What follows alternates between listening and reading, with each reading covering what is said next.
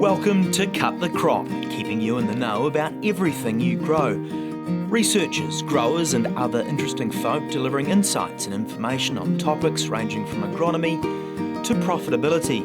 Brought to you by the Foundation for Arable Research. Hello and welcome to Cut the Crop. I'm your host Anna Heslop, and today we're moving away from talking about looking after crops and looking after the environment to something even more important, looking after ourselves, looking after our friends and looking after our families. So my guest today is Elle Perriam, who founded a program, an organisation called Will to Live. Now tell us a little bit about Will to Live. So Will to Live is a rural mental health charity founded in 2018. We started up Will to Live to inspire, educate and support all hardworking rural New Zealanders to improve their mental health. Since then we've done workshops, a big 18 location tour, trying to really change the conversation, and now we're sort of working towards funding people help and trying to get those most isolated and vulnerable professional mental health support. So how much of a problem is mental health in the rural community? So when we started sort of 2018, 2019, the stats were currently showing that in the agriculture industry was actually the worst in the suicide statistics. So, and they originally thought that it was going to be around that 40 to 60-year-old age group with a lot of pressures from the drought and financial and political. So, but it actually showed that the highest demographic was 18 to 25 young rural males, which was my partner's demographic as well. So when he passed away, I sort of found out there were a lot more people around me than I thought dealing with the same grief. So yeah, and then from then on, I think the following year it went to tradies, and yeah, but it's still within that young rural thing. So there is still a big problem now. And I mean, we're trying our best. There's other organisations like Rural Support Trust and Young Farmers and that are all trying to band together and farm strong. So we're just going to keep going out there advocating, and now we're taking sort of the next step in funding the help. Yeah, because we definitely think the conversation has changed and the culture has changed in the last year. When you say the conversation has changed, what does that actually mean? So when we did our workshop tour in 2019, I really wanted people to be able to comfortably open up to anyone around them if they were having any issues or dealing with a mental illness, and to sort of take that stigma away completely. There was a lot of stigma back then, and there is a little bit today, but I honestly think we've made some massive waves and improvement. So on our tour, it was really important that every event we had, we would have a farmer within that community that would openly share their story of depression or anxiety. And that was a massive game changer. It was very frightening for these boys to stand up and say it, but once they did it, they got a wee confident kick and they wanted to keep doing it, and they were literally swarmed by people afterwards, just applauding them, saying how brave and courageous they are. And yeah, we sort of wanted to leave that town and start a bit of a domino effect. So Harry spoke in the Fairlie district, and afterwards he was getting young boys come up to him in the pub wanting to open up. So that's really cool. That's what we wanted to achieve, and it was awesome to hear that feedback. So I feel like the issue or sort of our goal now is we've done a lot of mental health awareness, and so many other organisations have, and that's great, and we won't ever stop, but the awareness is there, and we sort of want to move that into action now. So it wasn't a point of getting people to speak out. Lots of people were coming up to me and messaging saying they've spoken out, but their family didn't react well, or their boyfriend didn't know what to say, and they sort of felt worse. So now we want to fund that professional help with private clinical psychs to counsellors to any therapists that can help. So Yeah. Is it a project with its own name? And who's funding it? That sounds really fabulous. Yeah, so on the first week of September this year, 2021, we launched the Rural Change Program. So over the last 3 years of our fundraising efforts, with the tour, donations from individuals to agricultural companies, we've created a pool of money that we're going to dedicate it all to getting New Zealand livestock farmers 3 sessions with a private psychologist. It's really cool but that we can do this, and we wouldn't have been able to do it without all the donations over the years, which has been awesome. So thanks to everyone who has contributed. So we are fully farmer funded, as I would say. We haven't been able or haven't yet accessed government funding, which is in the works. But it's pretty cool to see that Rural New Zealand knew it was a problem and they just donated their time and money towards us. So we got to this point now where we can release such a big program. We've had 40 farmers sign up in the last 3 weeks to get help, and we sort of facilitate them to whoever's closest with a short waiting time in a private practice near them. So try and get, some people do live hours away from a city, but it's cool to see small towns such as like Methven or Fairley actually do have their own private counsellors. So and what it means with our funding is if you went through the public system to get help, you'd be put on an 8-week waiting list. Well, you'd see a GP. They'd most likely give you some medication to get you to wait 8 weeks to see someone public, and you get like free sessions. But 8 weeks was what I was put on 4 years ago. So it hasn't even shortened by a couple weeks in 4 years in New Zealand, which is horrific. So there are private practices out there. They're costly. They are around anywhere between $100 to $200 an hour, but we want to pay completely and take that stress away so people can access it more.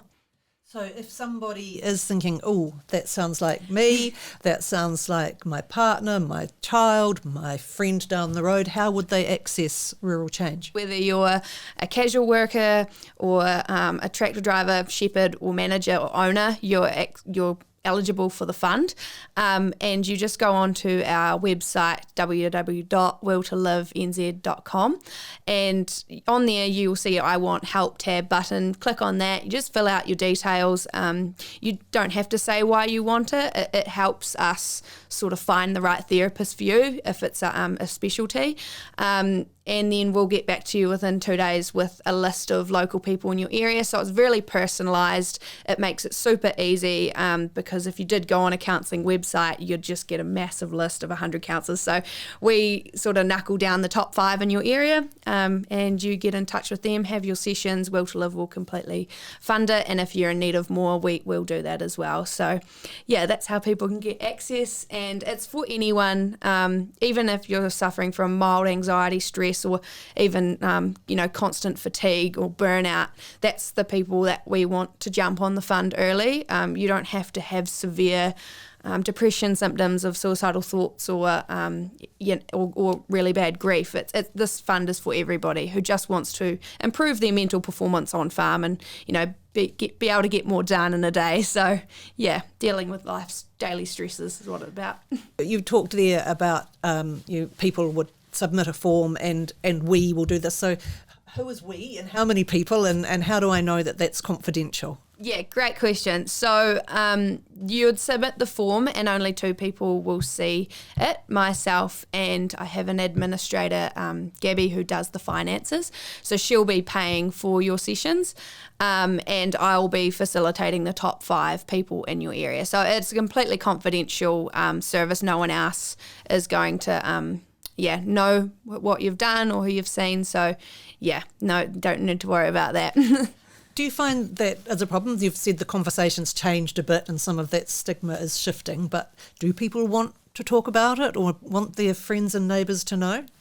Yeah, I suppose if they are afraid of telling someone they loved, or not wanting to be a burden on them, this is a really good way to, see someone external from their life for help. So even if they are worried, of talking to their family or friends, they can submit this form. It will be completely confidential, and they can get all the help from someone who's trained to give such a great service. So, yeah.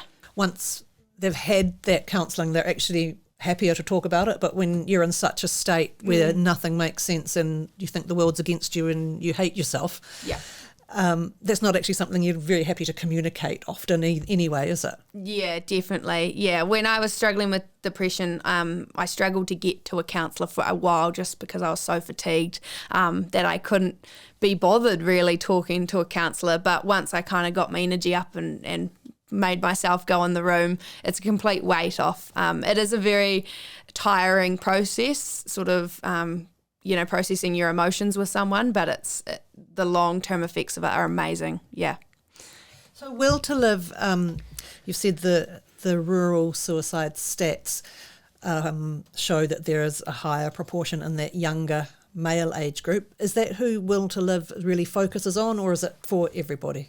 So sort of originally why we started was to target probably young farmers in New Zealand in general, but now it's with our program, it's really available to any age group, and hopefully they, jump on the bandwagon. But it's great to see that in short amount of time we've, had 40 plus applications, and people are active and they're wanting to get help, which I think this is a perfect time to launch. If we did this 5 years ago, I don't think the uptake.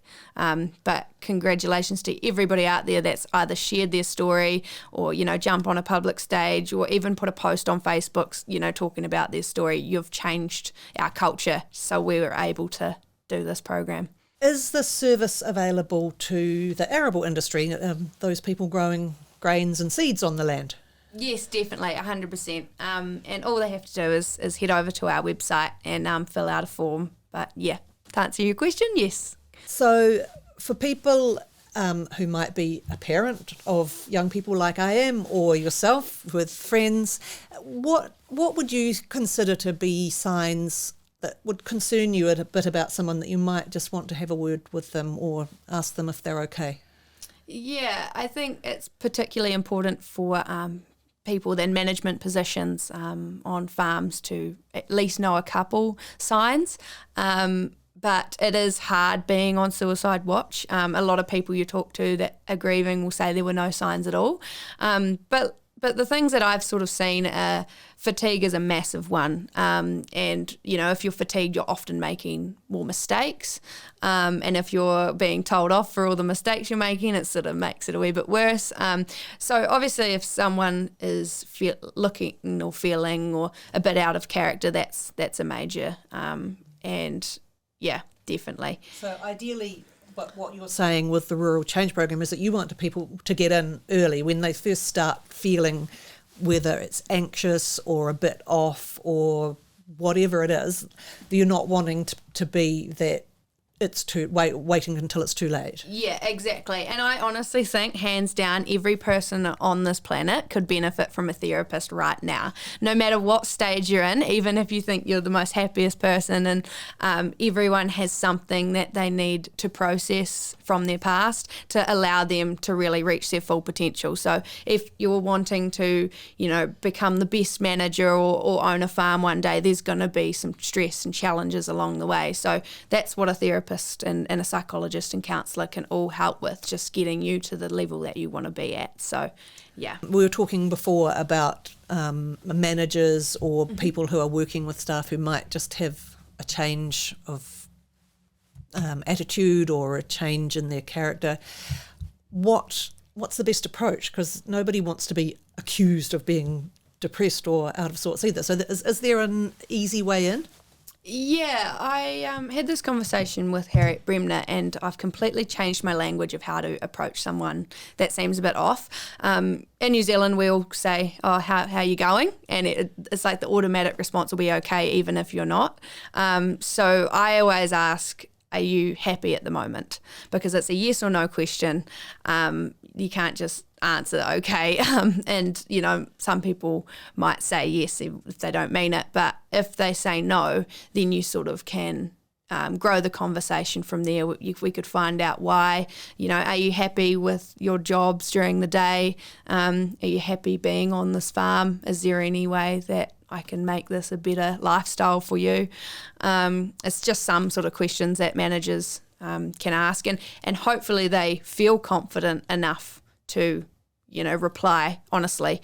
And I think a way to get someone to reply honestly is sharing your own story and saying, when I was your age, I struggled with this, I struggled with that. That really opens and creates this really safe space that allows someone in, because they'll feel like they're not alone as well, because we're all trying to avoid the judgment. So the top 2 things I always say to people, if you do get that privilege of someone coming to you for a rant or, telling you what's really going on, you don't have to be someone's therapist. We sort of have the pressure to give all the advice, but the best thing you could do is listen without interruption, let them finish their sentences, and even just wait until the next thing comes out, because finding the words is actually quite hard when you're struggling. And also take away all judgment of what you have, and judgment of what healing should look like. If they keep going over and over about the same story and you're like, why won't they just get better? Just try and eliminate that and be as neutral as you can, is the best. Yeah. And how can I help, and let's sort this out? Yes, yeah. How can I help? And if we've talked about Real Change now, you can take them onto the website on your phone, on your iPad, or and walk through the process with them. Even offer to drop them off on their day, or give them a few days off to process, or just really try and just be there as support, but you don't have to put the pressure on to be the therapist. So Well, thank you, Elle. And so this was Elle talking about Will to Live. Normally when I sign off from here, I say thank you and have a great day on the farm. And now I'm going to say have a great day on the farm. And if you're not having a great day on the farm, and if it's been a while since you had a great day on the farm, how about going to the Will to Live website and looking up that Rural Change program? Thanks, Elle. Awesome. Thanks for having me. Thanks for tuning in to Cut the Crop, presented to you by FAR. If you'd like to know more about any of the topics discussed or have any suggestions for future topics, go to www.cutthecrop.co.nz.